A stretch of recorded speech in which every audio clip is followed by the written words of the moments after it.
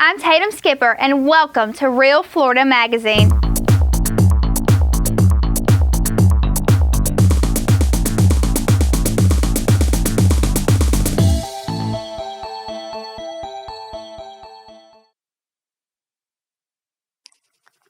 Whenever I would tell my friends at home about what was happening, everybody would just go, I've never heard of that. What a neat idea. And you think about it, that's a long time ago. That's a long time ago. I said, I'm going to tell some of these queens, half of them weren't even born when they started the first homecoming. Well, really? And you were the first in 1949. That's right. So, it was just getting off the ground. Philip Roundtree was fresh from Tallahassee, and so he was gung-ho for the sports department in Chipley High School, and so he thought, why not homecoming? Because FSU makes a big deal about homecoming. Well, I was already telling Paul, our first home was really primitive, because they were practicing getting it. Well, you were having to invent the wheel. Absolutely, honey. Did she tell you how she contacted everybody? We went up to the school, went through all the yearbooks back to 1949, and got the names of the queens, and then she got on the internet and found everybody else. It's unbelievable. Well, you think about it, it's like, why hasn't this ever been done before? And this is the first that I've even heard. Well, I couldn't figure that out either. Well, again, and talking with some of my friends about it, they said, well, we remember who the homecoming queen was in our class. Yeah. And, there are a lot of things you forget. You might forget this person was that or this person was that, but everybody remembered who their homecoming queen was. Mm-hmm. But never did anything about it. One of the queens that Kim contacted said, well, you're only queen for a day, and then everybody forgets you. Yeah. I said, oh, no, they don't need to be forgotten. No. Well, it's just a super, super deal.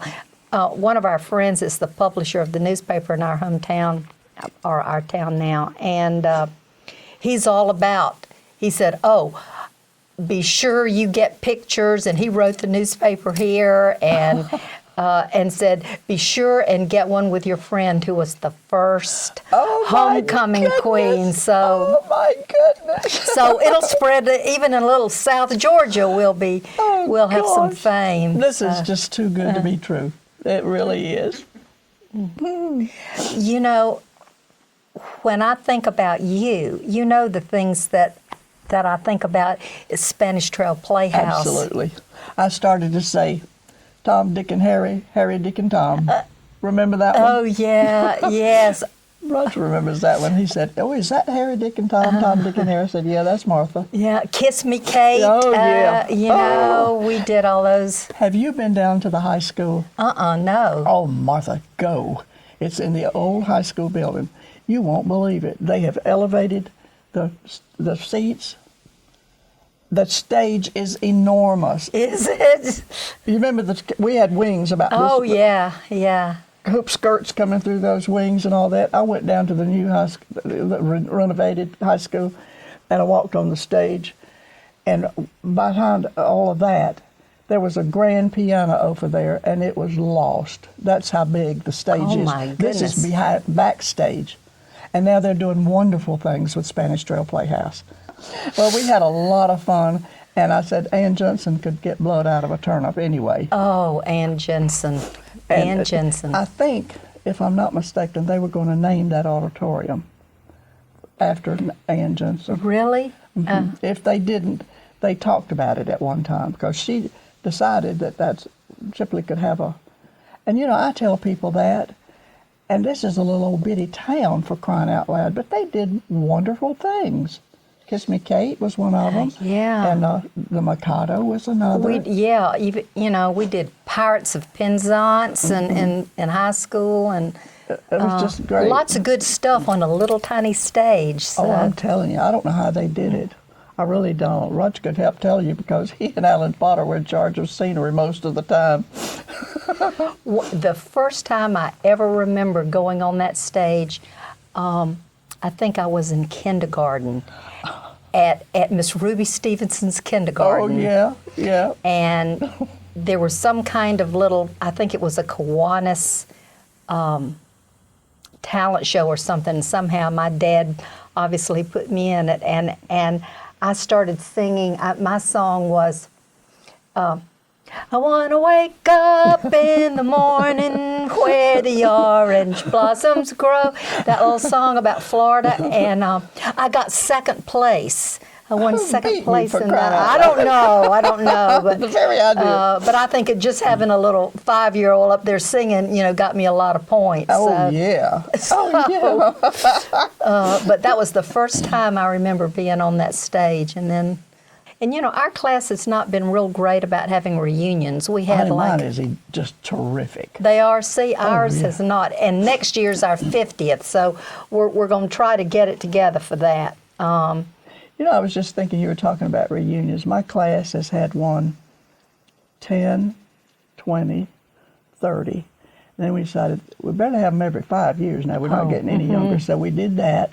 35, 40, 45, 50, 55,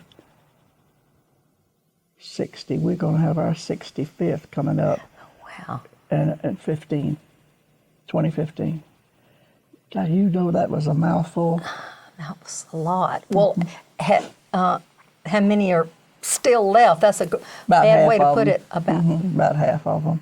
In fact, I was telling Paul earlier, our class gets together now twice a year because they're starting to die off, And so we decided, well, once a year was not good enough, so we'd just have it twice a year. So we do that in October and April. That's great. And we had, I think they said they had 10 or 12 the last in October. That's pretty good. Yeah. Well, we keep up with my friends that were my really close friends, coming by the First Baptist Church.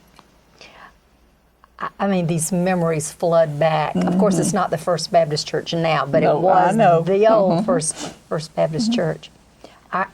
I remember playing the organ as a 16-year-old at night for the Sunday night service. And after one of those services, play the offertory, the pastor's wife came up to me and said, "Martha, do you realize what you played for the offertory?" And I said, "Yes, ma'am, that was Ave Maria." And she said, "That's a Catholic song." You say you moved from a small town into a small town, which was certainly good. Have you ever lived in a larger city? We lived in Gainesville, Florida for 30 years. So while that wasn't Jacksonville, but it was bigger than Chipley. So yeah, I did have the experience of living there, which I love too, because I'm a Gator, so loved that. But talking about just good manners and respect, I think that was part of small town life, again, because you were so visible. But it's kind of disheartening to see these days that people don't still teach their children, or they think it's archaic if you teach your children to say yes ma'am and no ma'am. But that was a huge mark of respect and please and thank you, and it was just all a part of being raised right. And but I know what you mean. It does seem like that a lot of civility's just gone out the window. I used to think that it was people from the north that didn't pick that up, but that's not true anymore. I mean, people who were born and bred in the South still, have lost some of that. And my other hot button issue is people that throw trash out of the window on the road. We lived back in the day of the litter bug. I mean, there was a whole propaganda campaign about Absolutely. that, and it stuck. I mean, people in my generation can't anymore throw anything out of the window.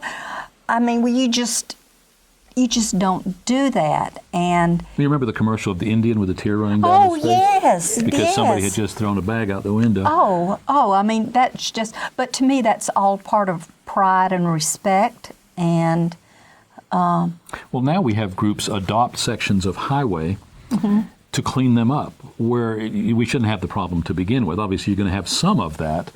But it almost seems like we've just thrown everything away. We've even got revisionist history. We're even rewriting everything I was taught. It's a different world, and obviously we could go on for a long time. Thank you for taking the time. I was excited when you contacted us and you reached out. You were actually the only one that actually directly contacted us, because obviously Dee was brought by Kim.